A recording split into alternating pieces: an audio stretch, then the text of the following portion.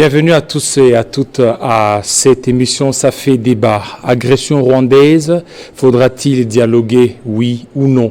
Nous allons aussi parler du perchoir de l'Assemblée nationale. Alors, au cours de cette émission, nous recevons pour vous M. Jean-Serge Tchibens, cadre du PPRD, bienvenue. Merci, très chers compatriotes, pour l'invitation. Voilà, nous recevons M. Harold Badibanga, bienvenue. Merci beaucoup. Monsieur Joseph Kachungoulou, membre de ACR, bienvenue.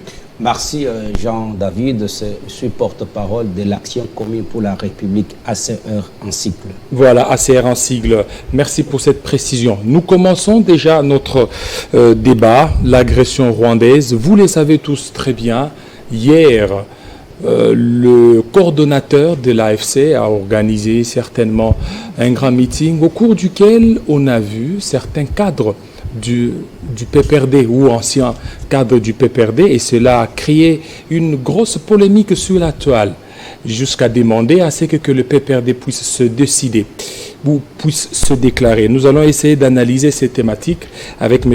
Jean-Serge Tchibens, bienvenue. Vous êtes là, M. Jean-Serge. L'agression rwandaise, faudra-t-il dialoguer, oui ou non? Merci pour la parole. Avant de répondre à cette question, nous aimerions quand même passer à nos compatriotes martyrs de la justice congolaise qui est malade, qui sont soit enlevés, arrêtés, jetés en prison injustement. Nous pensons à Maki Mukebai, nous pensons à Mme Nenenkulu, nous pensons à M. Papi Pungu, qui est détenu jusqu'aujourd'hui à l'ANER, nous pensons aussi à M. Christian Numbi. L'agression rwandaise. Nous devons dialoguer, oui ou non. Nous nous posons des questions. Comment avions-nous quitté de la moindre escarmouche au dialogue? Qu'est-ce qui a fait que notre chef de l'État, qui avait promis que nous n'avons plus besoin d'envoyer des troupes au sol à partir de Goma, nous pouvons bombarder l'ennemi à distance. Nous avons des équipements, nous avons des matériels sophistiqués. Notre armée est une armée forte. Et ça, c'est le chef de l'État qui l'a dit. C'est le chef de l'État. Ce que j'ai dit ne vient pas de ma bouche. Ce sont des choses qui ont été dites par le chef de l'État. Comment nous avions quitté ce stade-là pour arriver au dialogue? Qu'est-ce qui n'a pas marché? Est-ce que notre armée est-elle forte, comme on nous l'a dit, ou soit il y a une certaine complicité qui a fait qu'aujourd'hui nous ne puissions pas être capables à récupérer les villages ou les territoires? Qu'est-ce qui bloque aujourd'hui? Que les promesses faites par les chefs de l'État avant les élections présidentielles, il nous avait dit, à la moindre escarmouche, je vais réunir là, ce sont le Congrès. Des discours de campagne. Non, non. Faites très attention. Celui qui a prononcé ce discours n'était pas n'importe quel candidat. Candidat président. C'était le candidat président de la République. Si ça venait d'un candidat qui n'avait pas géré, on pouvait comprendre que c'était un discours de campagne. Nous avions affaire à un chef de l'État sortant qui était là pour défendre son bilan, afin de continuer son action. Mais toutes ces promesses, comme d'habitude, ne sont pas réalisées. Sont restées lettres mortes. Sont restées des promesses utopiques. Nous dialoguons aujourd'hui, ou nous sommes en train de dialoguer aujourd'hui, parce qu'en réalité, Jean-David Kololo, parce que nous sommes faibles. Nous sommes faibles sur le plan diplomatique, nous sommes faibles sur le plan militaire. Il se pose un sérieux problème. Le leadership fort au sommet de l'État. Ce qui fait aujourd'hui que nous sommes en train de reculer. L'ennemi avance. On préfère prendre des avions, faire des va-et-vient à gauche, en lieu et place de réfléchir pour trouver des solutions pour mettre fin à la guerre de l'Est. Mais dans toutes les guerres, il faut toujours négocier. Toutes les guerres finissent toujours par être négociées. Mais pourquoi vous ne privilégiez pas cette option de choses? Les dialogues, oui. La guerre, elle peut finir par des discussions. La guerre, on peut la continuer tout en discutant. Mais quand vous continuez cette guerre-là tout en discutant, vous discutez en quelle posture? Vous discutez avec quelle posture? Nous sommes en train de discuter aujourd'hui avec une position de faiblesse. Nous devons avoir le courage de nous le dire, de nous regarder en face. Nous sommes en train de discuter aujourd'hui en position de faiblesse. Ce qui fragilise davantage nos forces armées sur le terrain. Quel est le discours? Nous avons suivi le débriefing du porte-parole du gouvernement. Nous avons suivi le vice-premier ministre et ministre des Affaires étrangères. Quel est le message que le gouvernement donne aux forces armées qui sont sur le terrain en train de se battre? Nous devons replier. Nous devons laisser la place au dialogue pour mettre fin à la guerre, ou nous devons prioriser aujourd'hui l'option militaire pour gagner cette guerre. Voilà. Quelle est la position de la RDC? Quelle est la position? Jusqu'à aujourd'hui, il y a une certaine ambiguïté, ce qui fait aujourd'hui que nous sommes davantage faibles sur le plan militaire, nous sommes davantage faibles sur le plan politique et diplomatique. Cela ne permettra pas, si nous continuons ainsi, pour qu'enfin nous puissions gagner cette guerre. Voilà. Monsieur Harold, vous avez suivi votre prédécesseur. La RDC part en position de faiblesse, ce qui montre qu'il y a une certaine ambiguïté et ça sera difficile qu'on ne puisse pas gagner cette guerre dans l'Est de la RDC. Non, écoutez, pour mieux analyser la question relative à la guerre à l'Est de la République démocratique du Congo, il faut prendre tous les paramètres, les mettre sur table. Lorsque on parle de l'ambiguïté de la position de la République démocratique du Congo par rapport à l'Est de la République, par rapport à la guerre qui se vit à l'Est de la République démocratique du Congo, je m'étonne. Je m'étonne tout simplement parce que même les enfants savent que la position de la République démocratique du Congo est claire. Nous ne pouvons pas négocier avec les rebelles du M23. S'il peut arriver que l'on négocie avec eux, c'est lorsqu'ils rencontrent un préalable. Et ce préalable, c'est lequel? Ils doivent libérer les territoires par eux occupés jusqu'ici. Primo.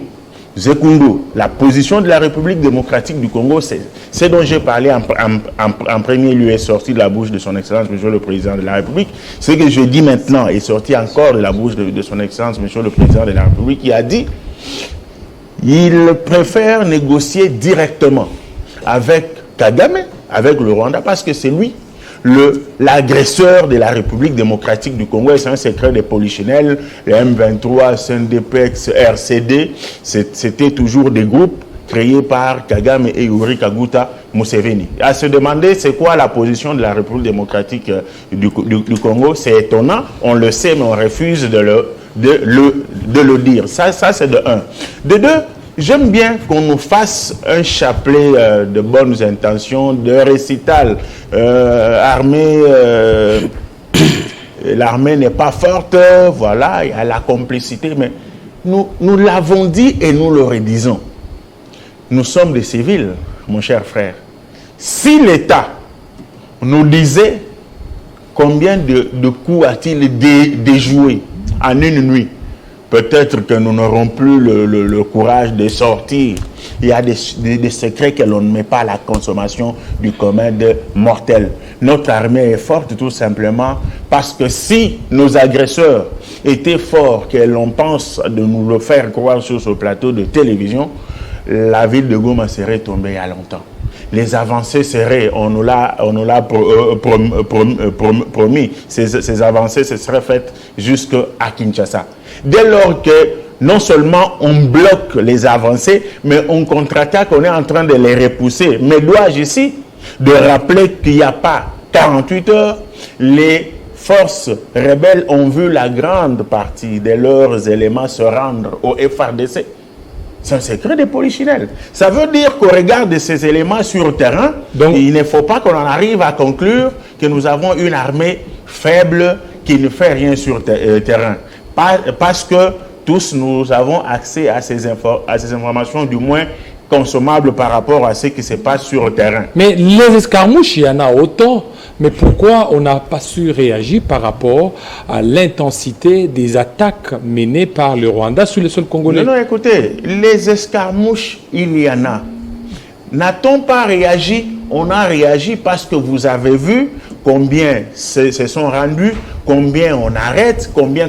Mais attention, la parole d'un chef de l'État vaut une loi. C'est une instruction. Mais quand un chef donne cette instruction, écoutez, il ne faut pas que l'on soit des personnes qui entourent mal un président de la République. La décision d'un président de la République, quand elle est donnée, ceux qui sont censés la mettre en application doivent l'habiller compte tenu des lois et des conventions. Il ne faut pas pousser avec ce que j'entends ici. Le chef de l'État a ordonné des actions qui iront à l'encontre du droit international humanitaire pour créer demain des problèmes à la République démocratique du Congo. Nous, au moins, on est humains, on sait ce qu'il faut faire. Le droit international humanitaire est appelé autrement. 1. Le droit de la guerre. 2. Le droit dans la guerre. Il y a des principes qu'il faille prendre en compte pour attaquer. Mais si en face de nous, il y a des criminels qui sont du reste protégés par la nébuleuse communauté internationale, qui ne savent pas comment protéger les vies humaines et des Congolais et des Rwandais. Mais ce n'est pas notre affaire. Est-ce qu'il n'y a pas un problème de communication de notre part? Parce que nous avions certainement mis sur la place publique la stratégie. Et aujourd'hui, le Rwanda et les M23 se sont armés avec des missiles anti... Rien de tout ça, mon cher ami. J'ai entendu, je pense que c'est vous qui l'avez dit, non? Quand le chef de l'État l'avait dit, c'était une des promesses des campagnes. Non, la communication y est, mais il y a un problème. La première arme dans une guerre, c'est la communication.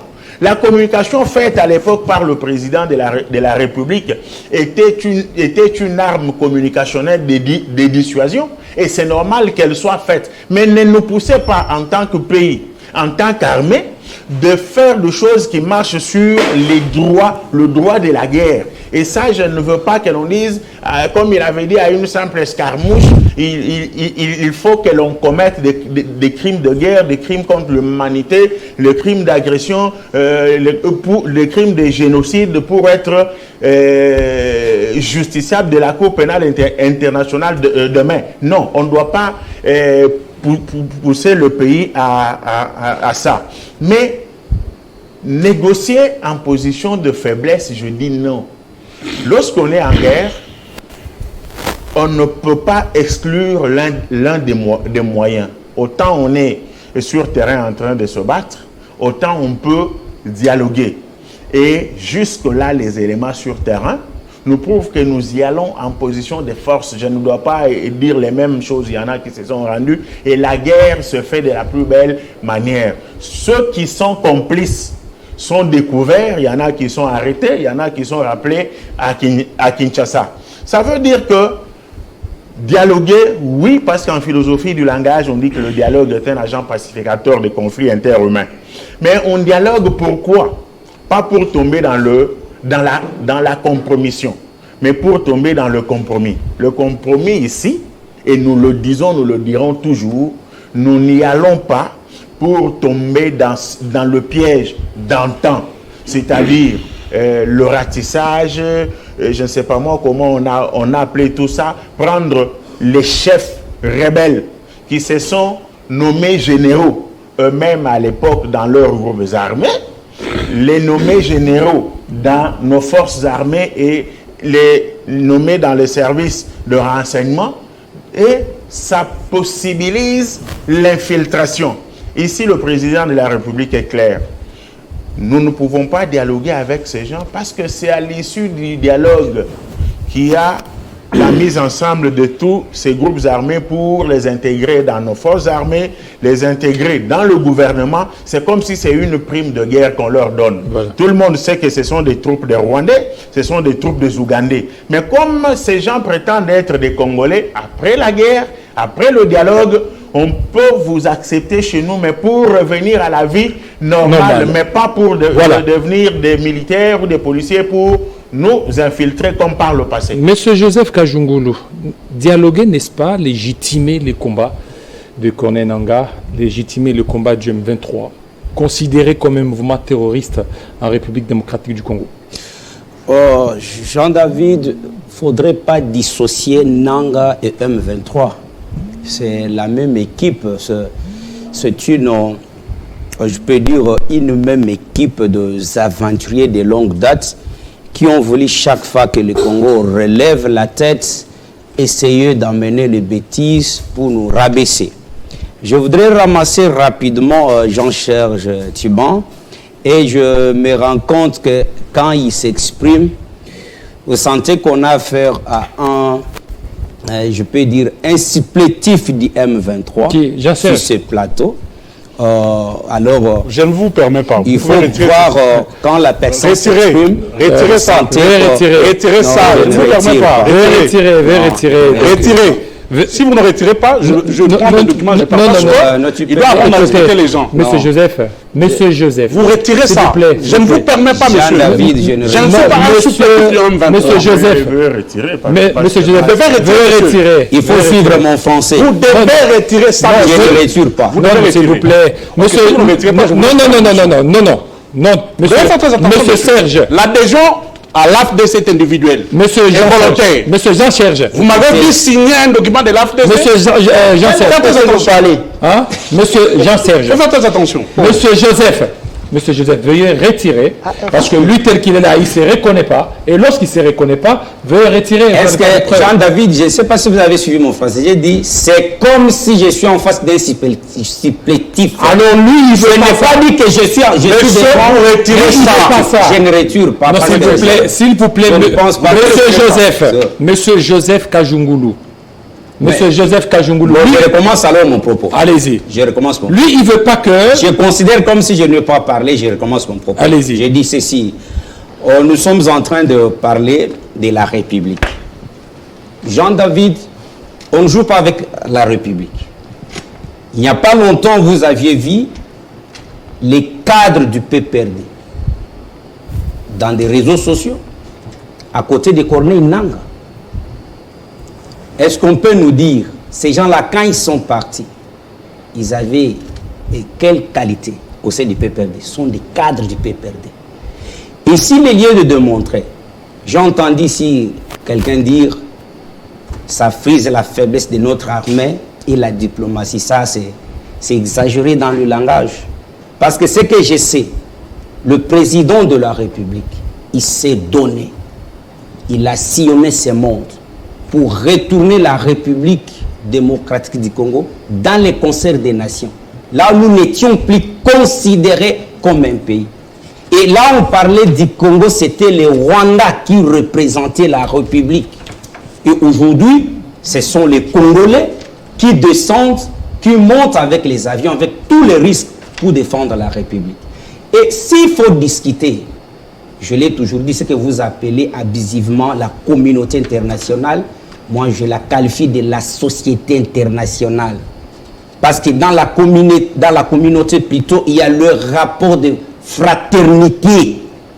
Et quand nous sommes dans une société internationale, chacun travaille pour ses intérêts égoïstes.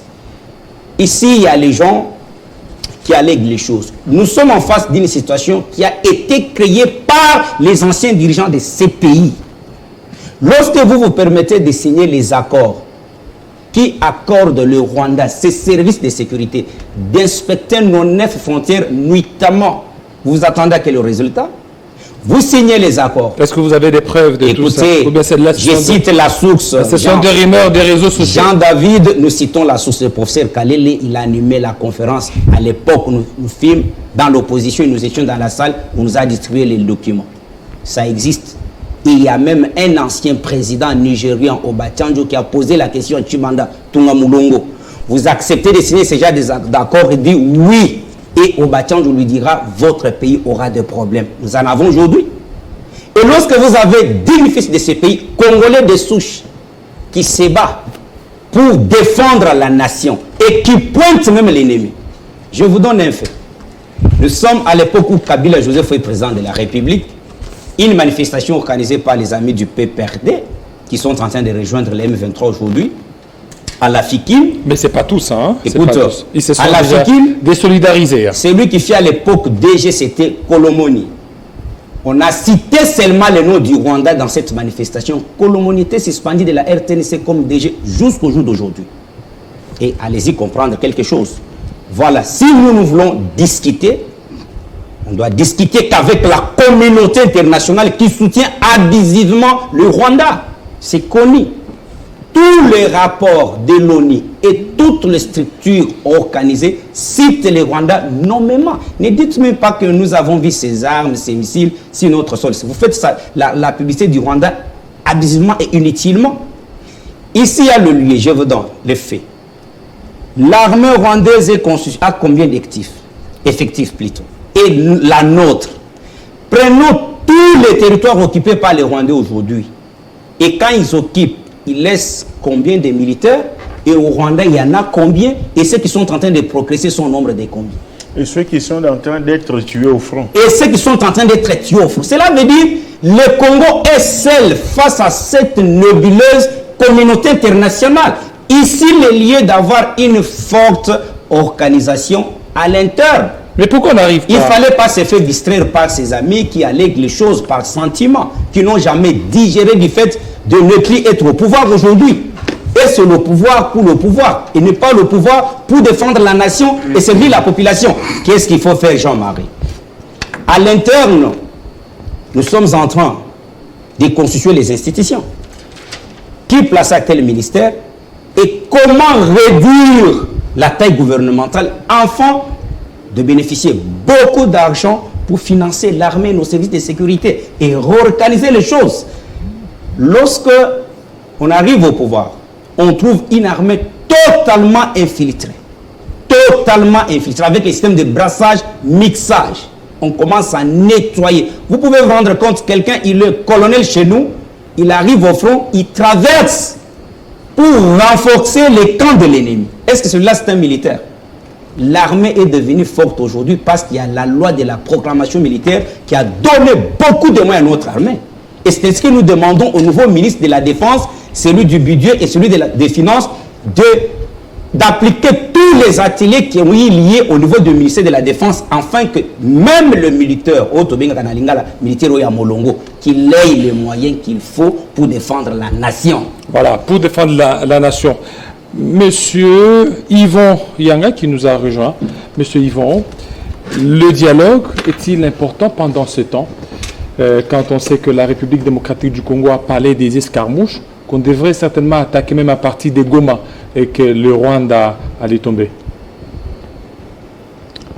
Merci beaucoup, monsieur le journaliste Kilolo. Je suis des débats de partout, des Congolais qui parlent de dialogue. Nous allons dialoguer avec qui? Nous allons dialoguer avec qui? Bon, on respecte l'institution président de la République. Mais moi, personnellement, à mon humble avis, le Rwanda, c'est un pays agresseur, c'est un pays de terroristes, c'est un pays de tueurs.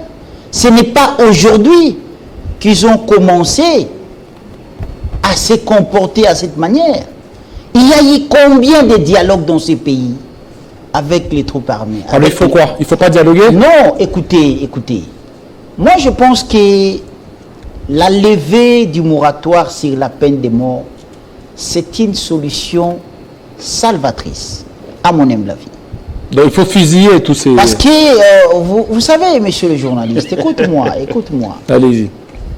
J'ai suivi un rebelle qui dit que dans les années 1994, j'étais dans telle troupe armée. En 1997, j'étais dans telle troupe armée. En 2000, je suis arrivé dans tel groupe. En 2005, je suis... Donc, il a sillonné au moins 6 groupes. 6 groupes. Pour quelle mission?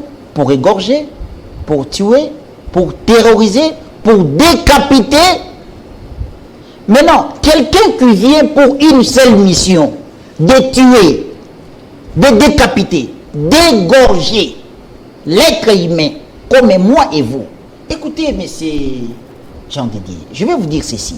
Ceux qui vivent à l'est du pays sont des humains comme moi et vous. Sont des humains comme moi et vous. Des rebelles qui viennent avec une seule mission. Je dis une seule mission. Terroriser la population. Et pour mieux terroriser, il faut les égorger. Il faut les tuer. Il faut les décapiter. Il faut les chasser. Maintenant, nous, en tant que gouvernement responsable, qu'est-ce que nous allons faire? On arrête les rebelles, on fait la publicité dans les chaînes de télévision, dans les groupes de réseaux sociaux, dans les radios, et après, le rebelle, après 1 mois, 2 mois, vous le voyez encore de l'autre côté. Mais c'est de l'insensé. Là, il faut quoi? La moindre des choses, c'est tuer. de respecter la levée du moratoire sur la peine de mort. On vous arrête, on vous tue. Même en silence, et vous êtes parti.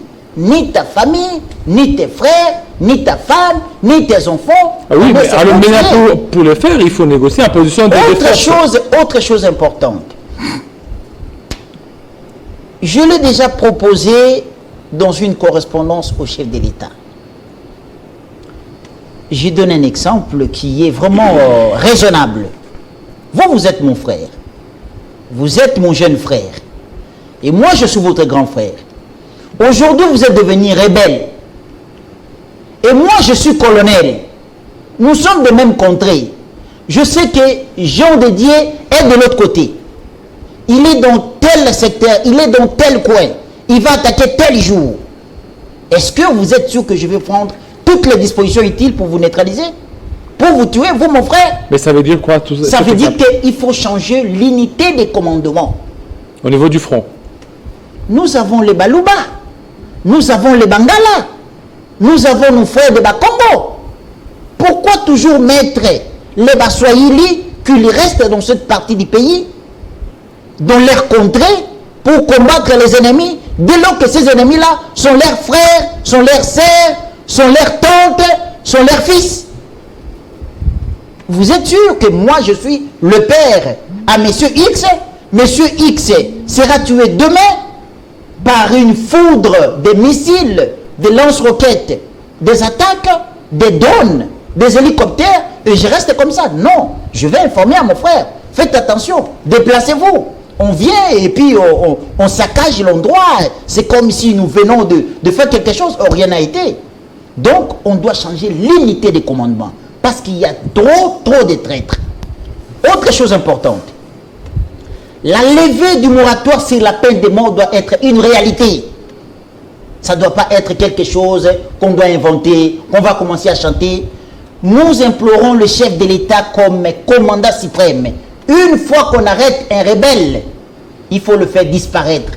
On n'a pas besoin du droit international. On n'a pas besoin de ça. Ça vous avez Ces rebelles viennent pour tuer nos frères. Vous l'aviez dit. Ça, vous l'aviez dit. Ils doivent être disparus pour le Voilà, qualité. vous l'aviez dit. Monsieur Jean-Serge Tchibès, alors vous avez le droit de répondre à toutes les invectives dont vous avez été victime. Et en plus de cela, comment vous vous sentez pendant cette période lorsqu'on a vu 4 de vos camarades rejoindre l'AFC? Et aujourd'hui, on est en train d'attaquer votre parti politique, comme quoi qu'il serait des connivences avec l'M23. Très cher frère, laissez-moi le temps pour que je puisse faire un recadrage. Allez-y. Remettre mon frère Kajimoulou à sa place. Peut-être qu'il ne maîtrise pas l'histoire. Conformément au statut de nos partis, l'adhésion au PPRD est individuelle, libre et volontaire. il y a plusieurs conditions, quand vous prenez les articles de non-statut, par rapport à la perte de la qualité des membres. Je ne vais pas entrer dans ces débats. Nos statuts, ce sont des statuts qui sont conformes aux lois de la République, à la Constitution et au règlement. Nos statuts ne vont pas aller à l'encontre de la Constitution qui est la loi fondamentale. Notre statut, même quand vous prenez les préambules de nos statuts ou de notre statut, ça parle de l'historique, ça parle de cette volonté manifeste que nous envoyons pour mettre en pratique et pérenniser la culture démocratique. Donc, notre parti politique ne soutient pas et ne soutiendra pas un mouvement rebelle ou un groupe rebelle. Ceux qui partent là-bas ne sont pas des personnes mandatées et qualifiées pour faire une liaison ou un raccordement frauduleux avec le PPRD. Les personnes habilitées pour engager les partis, ces personnes sont connues. Entrons dans le fond, dans le vif du sujet. Ces compatriotes sont libres de faire leur choix, d'adhérer au PPRD et de répartir quand ils veulent. Ils ne sont pas partis là-bas avec la bénédiction du PPRD. Mais comme l'histoire est une science aussi têtue, nous avons de fait ici. Je vais démontrer à Kajungulu que le propos là qu'il tient, ce sont des propos qui ne tiennent pas la route. Son maître, Étienne Tshisekedi Wamulumba, fut cofondateur de l'ASD. ASD. Plus tard, il deviendra ou il rejoindra le RCD Goma. Est-ce qu'on avait qualifié tous les membres de l'UDPS d'être des terroristes, de rebelles? Est-ce qu'on avait radié l'UDPS sur la liste des partis politiques en République démocratique du Congo? Est-ce qu'on avait mis sous surveillance ou haute surveillance les cadres de l'UDPS en République démocratique du Congo? Non. Willy Ngoma est porte-parole du M23. Willy Ngoma revendique officiellement son appartenance à l'UDPS. Il publie via ses comptes officiels de réseaux sociaux des photos avec les cadres de l'UDPS. Pourquoi on ne s'acharne pas sur l'UDPS? Pourquoi on ne s'acharne pas sur le secrétaire général et le président national de l'UDPS? Jean-Jacques Mamba, c'est le dernier porte-parole du MLC. Parti de Jean-Pierre Bemba, vice-premier ministre, ministre de la Défense. Jean-Jacques Mamba a rejoint l'AFC. Pourquoi des hommes comme Kajungulu et un certain député nommé, un sous-traitant, ne s'acharnent pas sur Jean-Pierre Bemba et le MLC? Les cas sont légion. La vraie raison ici, elle est connue. C'est une diversion que ces députés nommés est en train de faire. C'est qui ces députés nommés? Je ne connais pas son nom. Mais vous le connaissez seulement de visage. J'ai vu un député nommé en train de raconter sa vie sur une chaîne de télévision. Donc, citant nommément le président de ACR. Je ne sais pas, peut-être c'est lui. ACR. Donc, Eliezer Ntambo. Nous disons à ces députés nommés, la réalité, le problème du Congo, c'est que les Congolais attendent sont ailleurs. Ne venez pas divertir, ne venez pas distraire l'opinion publique. Si on devait prendre la logique de ces députés et de Kajungulu, que les membres du PPRD, les membres du FCC sont d'office alliés de l'AFC ou du M23, donc nous pouvons conclure que Willy Ngoma, qui est membre ou qui fut membre de l'UDPS, a été mandaté comme porte-parole du M23 par l'UDPS. par Kabouya, par Félix Tshisekedi. Si nous devons poursuivre avec cette logique, nous devons aussi conclure que Jean-Jacques Mamba, dernier porte-parole du MLC, est dans l'AFC, dans le M23, avec la bénédiction de Jean-Pierre Bemba, qui est membre de leur famille politique. Non. Ici, le problème est que le PPRD dérange. Le PPRD, c'est le plus grand parti de la République démocratique du Congo. Le parti le mieux implanté, le mieux structuré. Mais vous ne condamnez pas avec ça. Un ancrage sur le terrain. Cet ancrage pose problème à l'Union sacrée. Ils ont des missions. Ils veulent faire passer. Ils veulent faire changer la Constitution. Ils savent que le seul blocage devant eux, c'est le PPRD. Voilà pourquoi la mission a été confiée à ces députés nommés sous-traitants de salir et d'éternir l'image du PPRD. Enfin qu'ils puissent avoir une mainmise, qu'ils puissent sceller les bureaux du PPRD pour que lors de l'opération du changement qu'ils ont déjà commencé, parce qu'ils ont déjà mis une cellule pour changer la constitution de la République, que le peuple ne s'élève pas. Parce qu'aujourd'hui, le PPRD, c'est le parti porte-étendard, le parti avant-gardiste. Mais pourquoi vous ne condamnez pas? Qui défend. Parce qu'on a vu le MLC condamné. Le MLC a fait sortir un communiqué. Jusque-là, le PPRD n'a fait aucune déclaration officielle. Je vous lis l'article 28 de notre statut. La qualité de membre effectif du parti s'épère par démission, exclusion et décès. Ces ex-camarades qui sont partis dans cette aventure ne sont plus membres du PPRD. On ne peut pas pousser sur une porte qui est déjà ouverte. Nous avons des cas où nous avons sanctionné des camarades. Je vous donne le cas. Didi Manara a été radié du PPRD. Pourquoi? Didi Manara était président du groupe parlementaire PPRD et allié. Il parlait au nom et pour le compte du parti.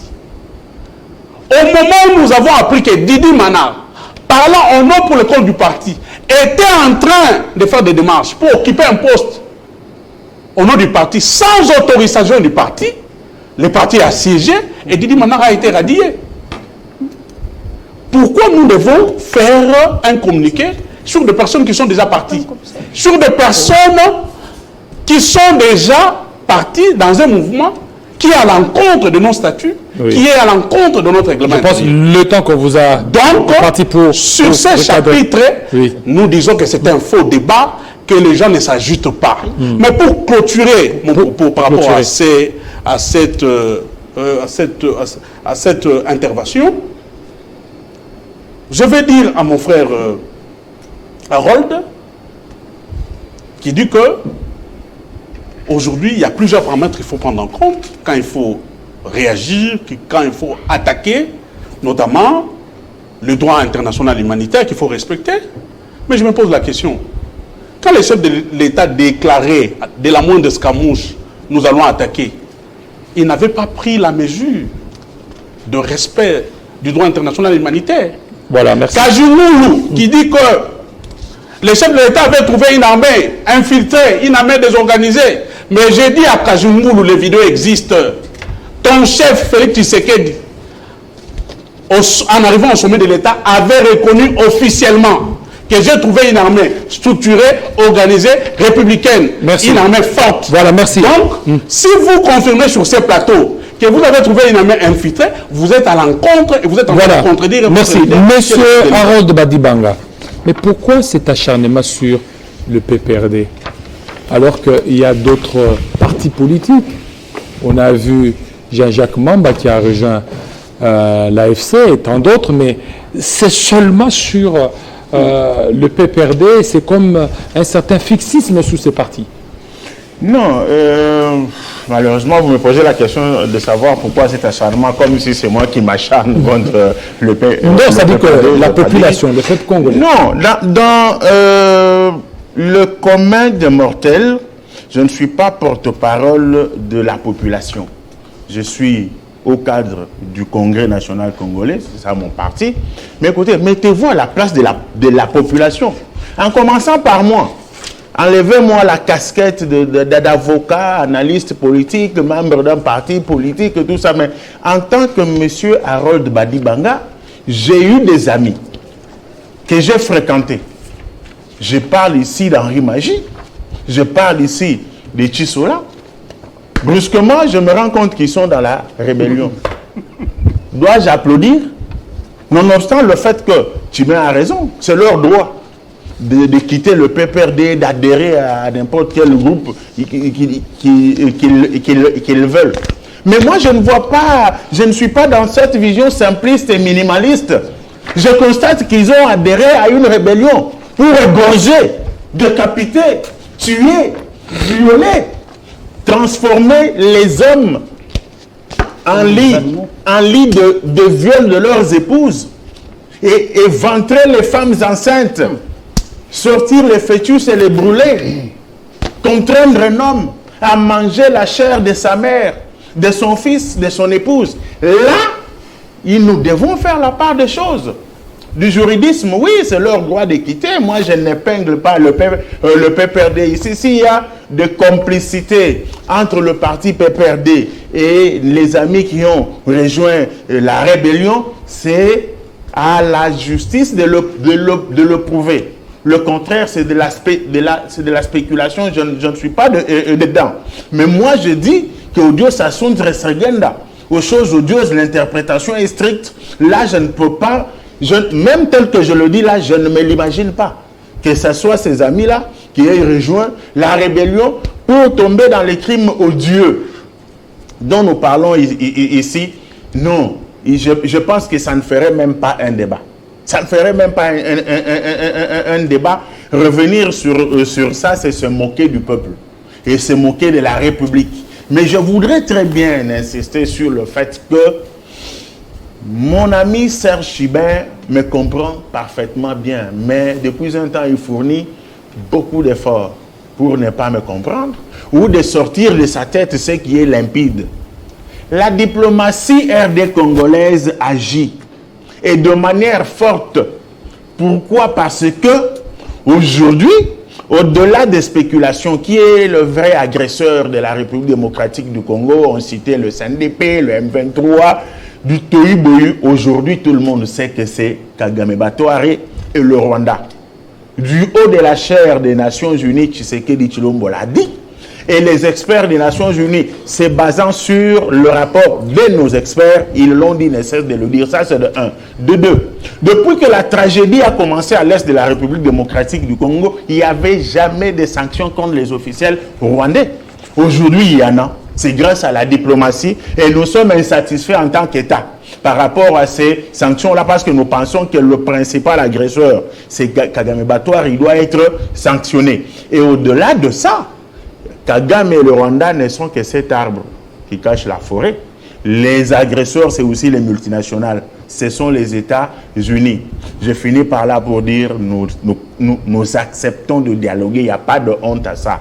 Mais directement avec ces criminels pour leur dire vous devez arrêter de faire ce que vous continuez de faire et en disant clairement qu'il n'est plus question de revenir sur les erreurs d'hier. Les erreurs d'hier, c'est le brassage. Les erreurs d'hier, c'est le mixage des différents groupes rebelles avec l'armée régulière pour possibiliser l'infiltration pour laquelle nous sommes en train de nous plaindre aujourd'hui. Voilà, merci M. Kajungulu.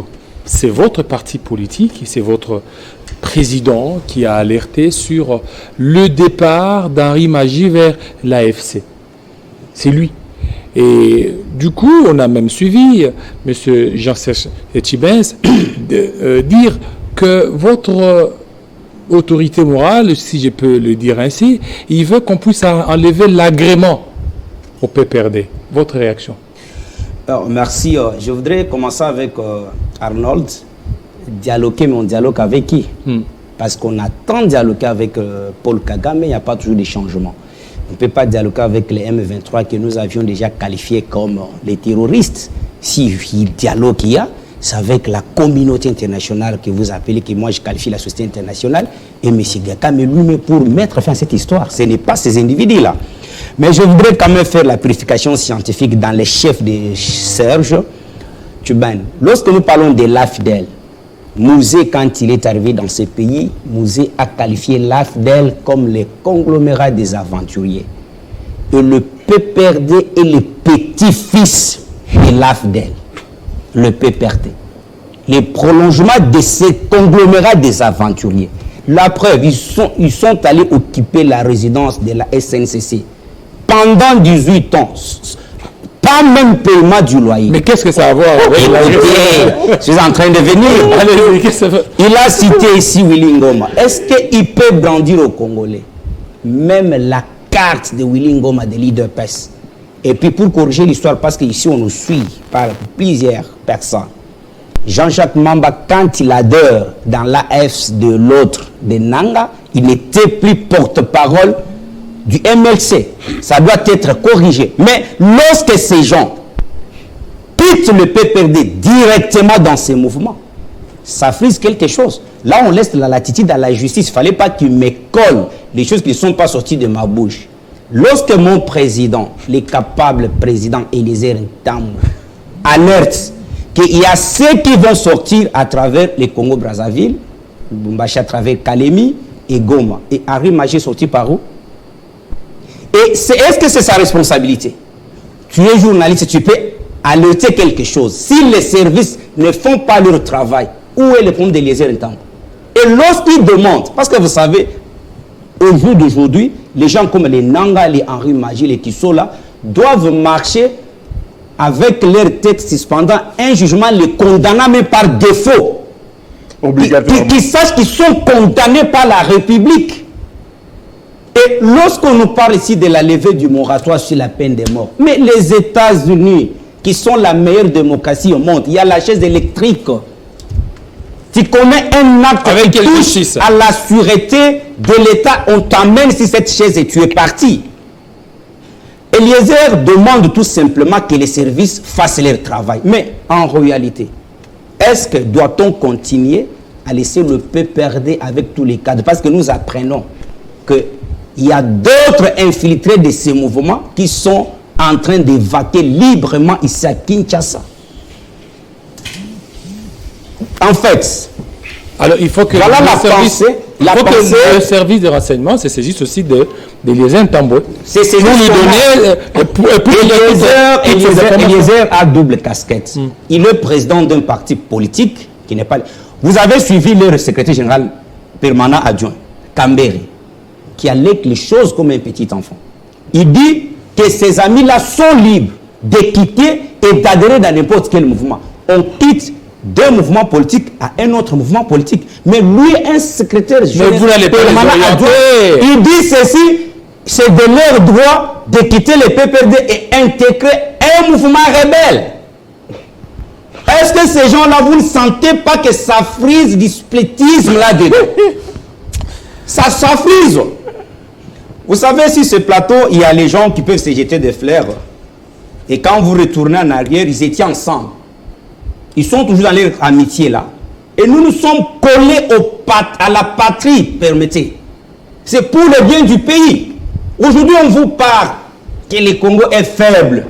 Mais qu'ils nous disent hier, si leur président n'était pas en mesure de s'exprimer pour défendre la République, ce n'est pas notre problème. Aujourd'hui, dites-nous, les PPRD, juste après 2019, combien d'actions menées comme une opposition? Il vous dit, nous ne sommes pas une opposition, nous sommes la résistance. La résistance contre quoi? Il parle de l'article 64, qu'ils utilisent abusivement. L'article 63 également. Ici, le problème, Jean-David, les dossiers de l'Est de mon pays demandent la vigilance de tout le monde. L'appel lancé surtout beaucoup plus aux vrais opposants à ces régimes. Le Martin Fayoulou et les autres. Parce que et les autres, qui sont-ils? Les amis ici, eux connaissent leur mécanisme. Ils connaissent ce qu'ils sont en train de chercher et ce qu'ils sont en train de faire. Voilà. Et nous demandons justement au président de la République d'ouvrir l'œil et les bons, surtout avec les gouvernements qui arrivent. Par exemple, prenons les rédocs de l'ANR, les chefs des policiers, même dans l'armée, que les nominations doivent être très sévères. Voilà. Monsieur Yvon, vous ne voyez pas que tout ça, c'est le fruit des frustrations et qu'avec la prochaine nomination du gouvernement, il peut encore y avoir beaucoup d'adeptes qui vont rejoindre Nanga. Bon, monsieur Jean-David Kilolo, c'est une question un peu pertinente.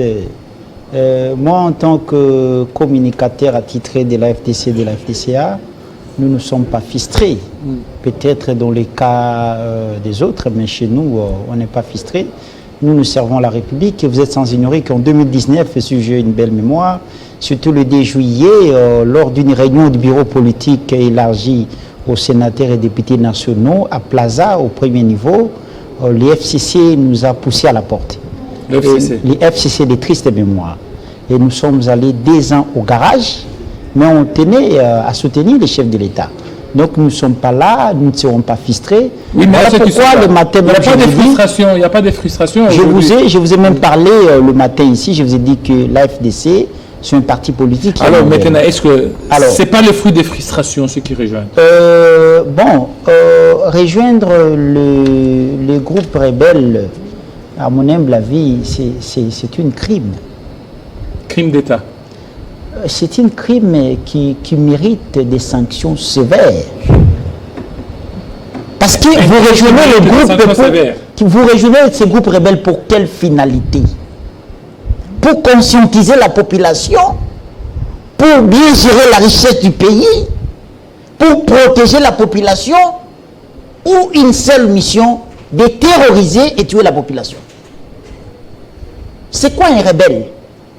Le petit peuple qui nous suit en ce moment, c'est quoi un rebelle? En lingala, c'est Motomboki. Quelle est sa mission? Sa mission est de tuer.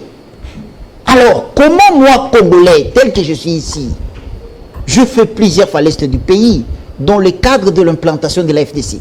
Je suis arrivé à l'Itourie, on me dit, non, mais écoutez, camarades Yvon, dans quel territoire il ne faut pas aller? Mais je dis, mais pourquoi? Non, là-bas, c'est une zone rouge. Quoi? Il ne faut pas arriver là-bas. J'arrive à Goma, je parcours quelques territoires, on me dit, non, là-bas, il ne faut pas aller, sinon tu vas rester là-bas. Je dis, mais tiens, c'est comme ça les combos.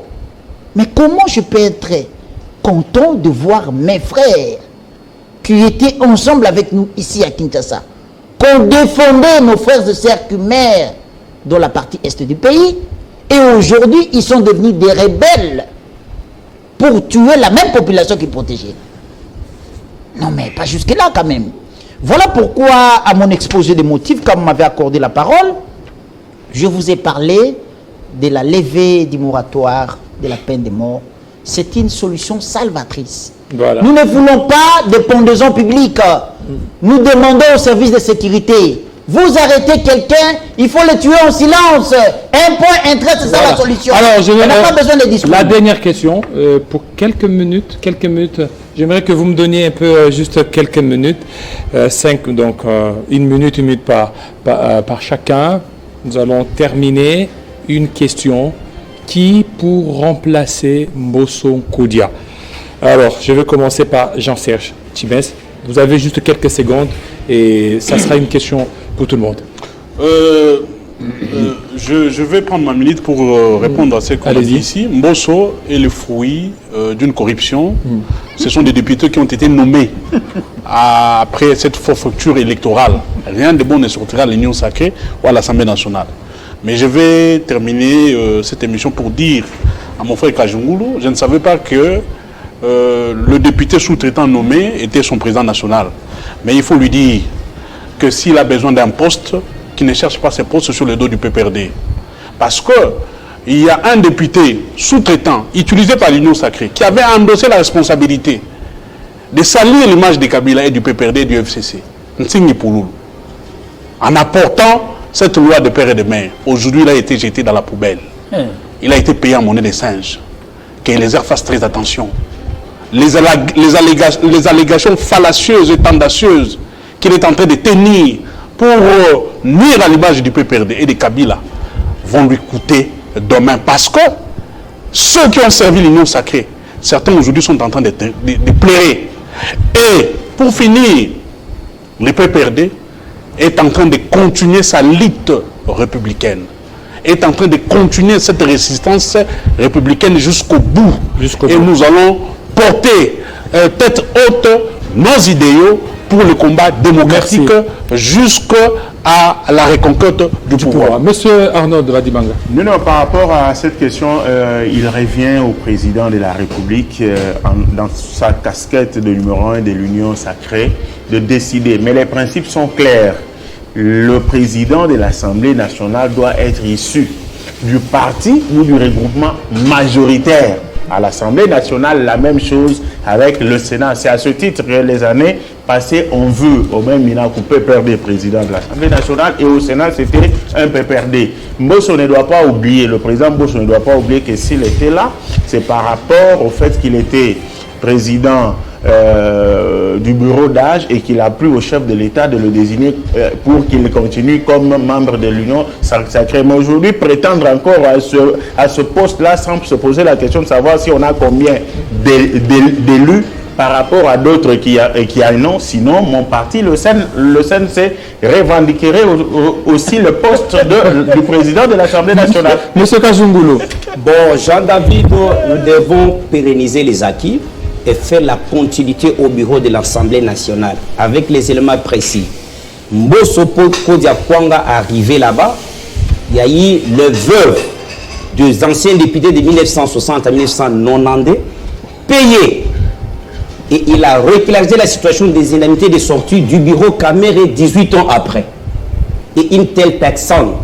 Et c'est avec Christophe Mbosso que nous avions connu dans ce pays un ministre qui a connu la déchéance de l'AFDC. Et puis, voilà pourquoi nous demandons que Mbosso doit remplir le mandat, c'est pour créer... Mbosso a acheté les députés avec les palissades. Mbosso Kodia. Il avait acheté les députés avec les palissades. Vous n'avez aucun député. Le monde va reconnaître que c'est Mbosso qui a payé $23 000 pour les députés. Dans ça. Mbosso est dans cette minute de l'Union sacrée qui nous a donné. Écoute, on n'a pas besoin d'avoir des députés nommés comme le président national. Pourquoi nous ne voulons pas que un monsieur comme Modeste Bahati ne peut pas gérer l'Assemblée nationale? Écoutez, c'est parce qu'il y a par exemple la loi foncière initiée au niveau du Sénat. Cette loi donne à toute personne combien de lois que tu as votées sous Mbosso? Mais comment tu... Pourquoi tu... Le travail d'un député, c'est de légiférer. Laissez-les beaucoup de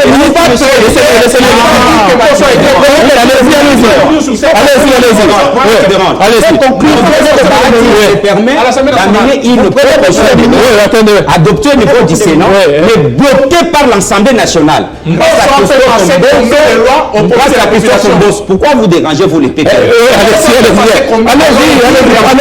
Les amis, imagine. Mais parlez, il y a ceci. On fait passer combien de lois? Voilà le problème. Vous autorisez même aux étrangers d'avoir les concessions au Congo et le droit disait du sous-sol pendant mon année renouvelable. Voilà. Je demande au président de la République, pour créer l'équilibre entre les institutions, Modeste Bahati et les autres qui sont en train de se disputer les bureaux de l'Assemblée nationale, ils n'ont pas de place, ils sont meilleurs ailleurs. Tout le monde ici, c'est Mbosso qui peut bien vous accompagner, monsieur le président. Voilà, monsieur Yvon. Merci beaucoup, monsieur Jean Dédier, de m'avoir accordé la parole pour quelques secondes. Je regrette de m'avoir appelé ou invité dans ce débat avec un vagabond politique comme ce monsieur qui est à ma gauche. C'est un vagabond politique. En 2023, il a parcouru 6 formations politiques. Donc c'est un vagabond politique. Et je lui rappelle, que la première force de la RDC s'appelle le PPRD, qui a 208 députés provinciaux. Les excusez-moi. Excusez-moi. La première force au terme de